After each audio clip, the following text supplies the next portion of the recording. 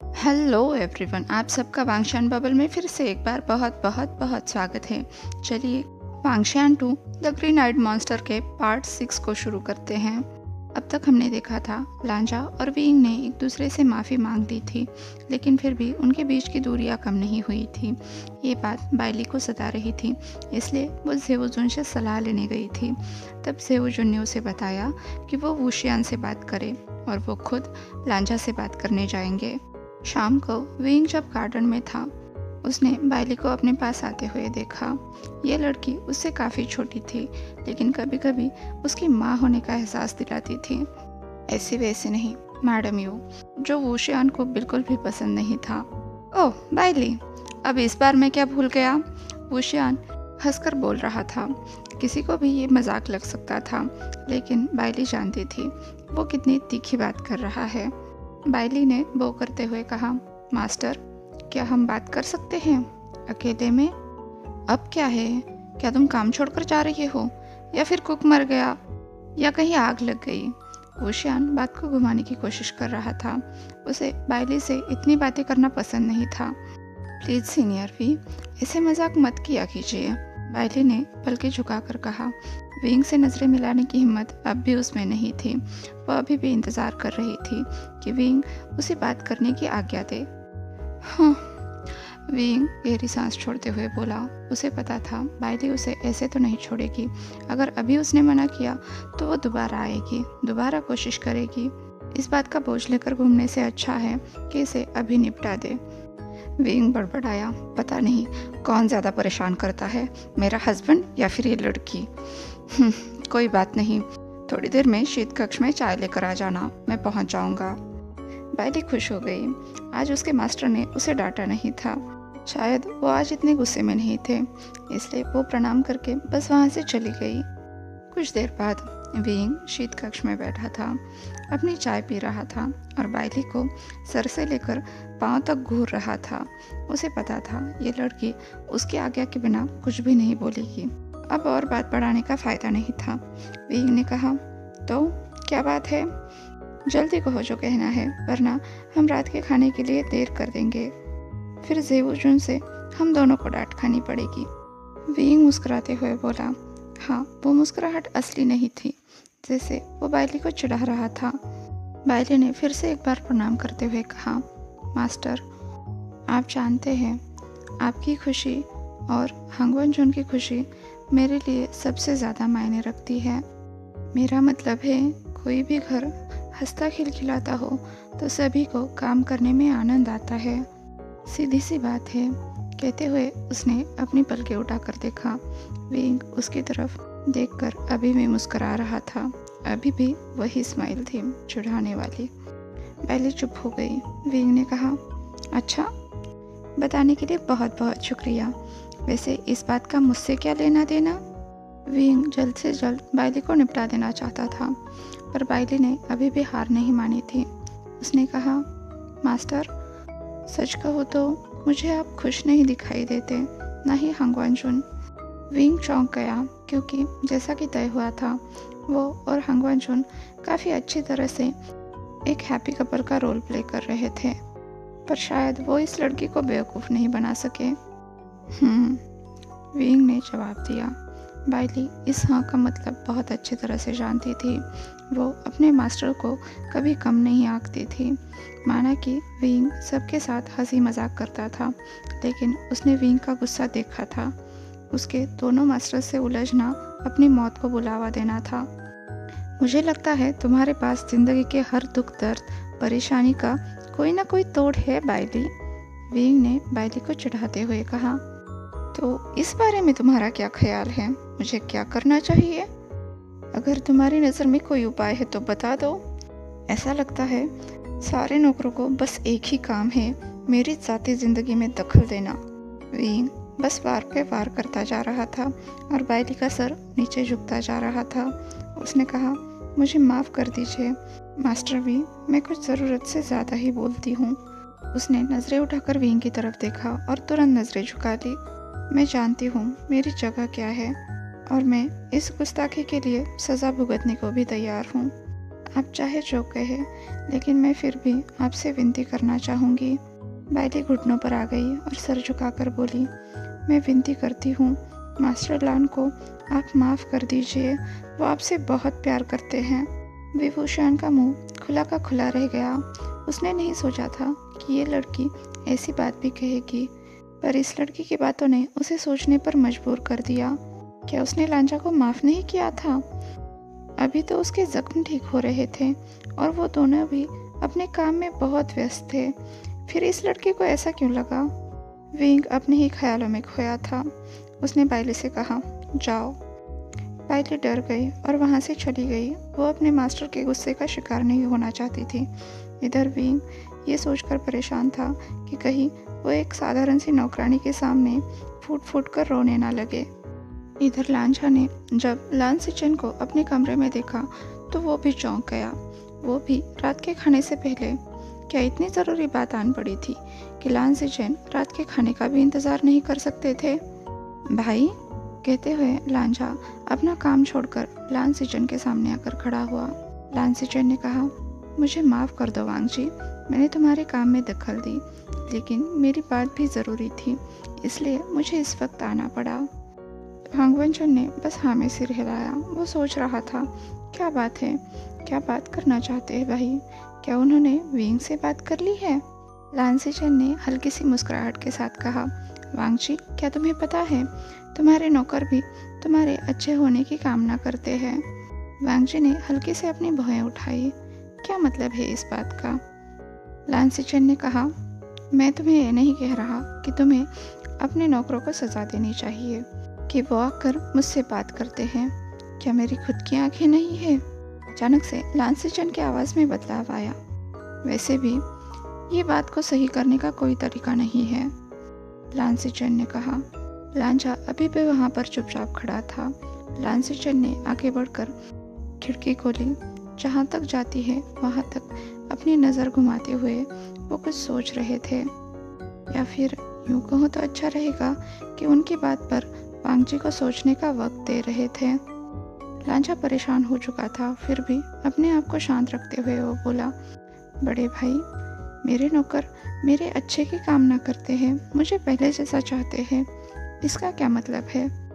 मैं तो ठीक हूँ और खुश भी। लान सिचन वांग जी की तरफ देखते हुए बोले, क्या तुम्हें यकीन है?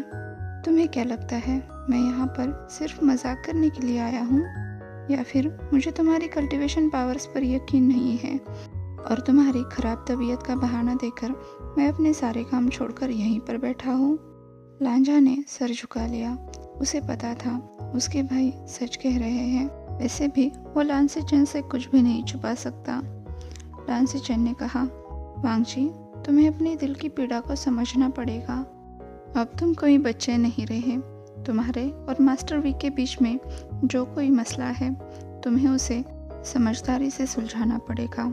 सिर्फ अपने लिए तुम अपने आसपास के सभी लोगों को परेशान तो नहीं कर सकते। हमारे बीच कुछ भी।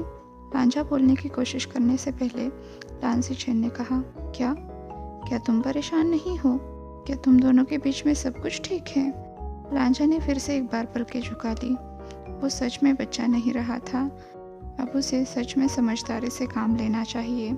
ऐसे बहाने वो अब अपने भाई को नहीं दे सकता, ना ही वो ऐसी बातें दोहरा सकता है जिससे उसकी शादीशुदा जिंदगी में दखल देने की ज़रूरत पड़े। लान सिचन बोले, तुम्हें पता है, मैंने तुम्हें बहुत खुश देखा था तुम्हारी शादी के दिन, पर वो खुशी अब मुझे तुम्हारी आंखों में नहीं दिखाई देती। ऐसा लग रहा है परेशानियाँ इतनी बढ़ गई है कि उन खुशियों ने तुम्हारे दिल के किसी कोने में अपने आप को दफन कर लिया है और तुम्हें इस बात का पता ही नहीं है। और शायद मास्टर वी का भी यही हाल है। अब लान सिचन लांझा के पास गए, जिसकी आंखों से आंसू बह रहे थे। उन्होंने कहा, मुझे नहीं पता कि तुम दोनों के बीच में क्या हुआ और तुम मुझसे क्या छुपा रहे हो, पर यह बात तुम बहुत अच्छी तरह से जानते हो कि तुम मुझसे कुछ भी नहीं छुपा सकते। मैं जानता हूँ तुम्हारे दिल में कोई बहुत बड़ा दर्द छुपा हुआ है, कोई विषवल्ली है जो तुम्हें खुशी से जीने नहीं दे रही है। उसे काट कर अभी बाहर करो, वरना वो तुम दोनों की जिंदगी राख में मिला देगी। कुछ चीज़ों का कोई जवाब नहीं होता, कभी माफ़ी नहीं होती, लांझा बुदबुदाया। हाँ, तुम अचानक से मॉन्क बन गए हो या फिर बुद्धा जिन्हें सब कुछ पता है? तुम नहीं जानते कि सामने वाला तुम्हारे बारे में क्या सोचता है, तो तुम खुद से अपने दिल की राय बनाना बंद करो और उससे बात करो। बातें करने से मुश्किलें आसान हो जाती है। इतनी सी बात तुम कब समझोगे पता नहीं। लांसीचन ने मुस्कुराते हुए वांगजी के कंधे पर हाथ रखकर कहा। अब वांगजी ने पलकें उठाकर लांसीचन की तरफ देखा, जिन्होंने वांगजी को फिर से एक बार भरोसा दिलाते हुए कहा, मैं जानता हूँ मास्टर भी तुमसे बहुत प्यार करते हैं, उनसे एक बार बात तो करके देखो। अब वांगजी लांसीचन के गले लगता हुआ बोला, शुक्रिया भाई। रात के खाने के वक्त कुछ भी सामान्य नहीं लग रहा था। हर कोई चुप था, मानो पूरे वातावरण में एक घुटन सी भर गई थी। इतनी शांति विंग से बर्दाश्त नहीं हो रही थी, इसलिए वो जल्दी उठकर चला गया। बेडरूम में आ गया। बेडरूम में भी कुछ अलग हाल नहीं था। दोनों के बीच की चुप्पी जैसे दोनों को ही चुभ रही थी। वो दोनों दिन भर चाहे जितना दिखावा करे, सब कुछ ठीक है ये जताने का, लेकिन यहाँ पर आकर सारे पर्दे खुल जाते थे। दोनों के बीच में मामूली सा स्पर्श भी आसान नहीं रहा था। दोनों बिल्कुल पराये हो चुके थे। वो जितना चाहे अपने दिल को समझाने की कोशिश करे कि वो दोनों भी सब कुछ भूल चुके हैं, लेकिन सच्चाई तो ये थी कि वो कुछ भी नहीं भूले थे। विंग का दम घुट रहा था। इधर डाइनिंग टेबल से सबसे पहले लांसीचन चले गए।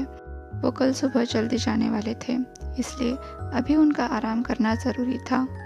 अब लांझा विंग के पास आ गया। उसने कहा, हमें बात करनी चाहिए। विंग ने गहरी सांस ली और सामने वाले नौकर को इशारा किया वहाँ से चले जाने का। अब बस वहाँ पर वो दोनों ही थे। बोलो, विंग ने कहा। लांझा ने पूरे कमरे में अपनी नज़र घुमाई, पर वहाँ से भागने का कोई रास्ता नहीं था। अब उसे सच्चाई का सामना करना था, जो उसके लिए सबसे मुश्किल काम था। अगर उसे महीनों सालों तक लड़ाई करने को भी कहा जाए, ट्रेनिंग करने को कहा जाए, तब भी वो करता रहेगा, लेकिन बात करना लांझा के लिए सबसे मुश्किल काम था। लांझा को एकांतवास हमेशा से ही पसंद था, उसके भाई के जैसे नहीं, जो लोगों से बात करने में बहुत अच्छे थे। लांझा के लिए ये गुत्थी सुलझाना बहुत मुश्किल हो रहा था। उसने बेबस आंखों से विंग की तरफ देखा। विंग ने वातावरण के तनाव को हल्का करने के लिए कहा, लांझा, तुम मुझसे कुछ भी कह सकते हो, मैं इतनी आसानी से डरता नहीं हूँ। विंग सहज होने की कोशिश कर रहा था, लेकिन उसे भी बहुत अजीब लग रहा था। क्या तुम खुश हो? लांझा ने पूछा। विंग हंस दिया। उसने कहा, ये कैसा सवाल है? मैं तो अचानक से चुप होकर विंग लांझा की तरफ देखने लगा, जिसकी उदास आंखें चीख चीख कर उसका हाले दिल बयां कर रही थी। अब उसे पायली की बातें समझ आ रही थी। उसने सच कहा था। विंग चिल्लाया, नहीं, मैं खुश नहीं हूँ क्योंकि तुम खुश नहीं हो। विंग को अब किसी की परवाह नहीं थी, चाहे नौकर सुने तो सुने। लांझा हाँ में सिर हिलाता हुआ बोला, मेरे भाई यहाँ पर बस 2 दिन रहे, फिर भी उन्हें ये महसूस हुआ। विंग, लांझा ऊपर देखते हुए बोला, क्या तुम अभी भी मुझसे प्यार करते हो? विंग के लिए ये कोई आम सवाल नहीं था, जैसे एक प्रेमी अपने प्रेमी से पूछता हो। लांझा की बात अलग थी। इतनी सी बात जुबान तक लाने के लिए शायद उसने अपनी पूरी ताकत खर्च की है।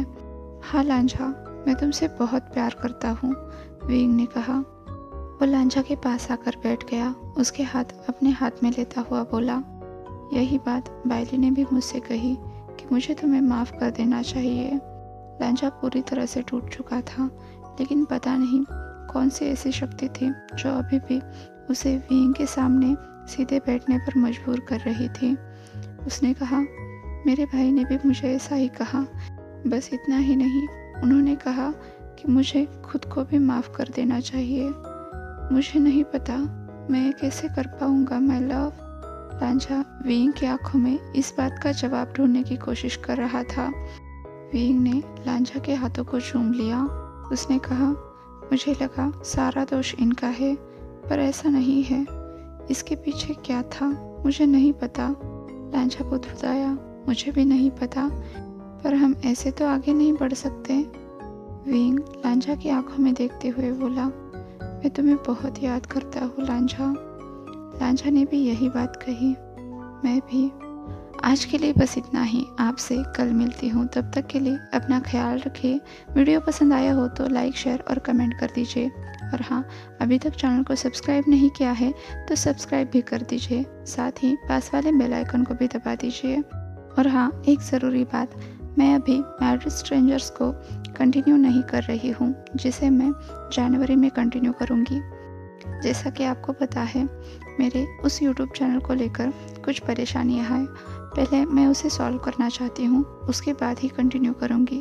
और ये स्टोरी भी 2 दिनों में ख़त्म हो जाएगी। तो इसके बाद आप कौन सी स्टोरी सुनना पसंद करोगे, ये मुझे कमेंट करके ज़रूर बता देना। और एक और बात, अपनी सेहत का ख्याल रखिए, क्योंकि कोविड फिर से फैल रहा है। तो चलिए फिर कल मिलते हैं। तब तक के लिए वांगशान बबल में खुश रहिए। Thank you.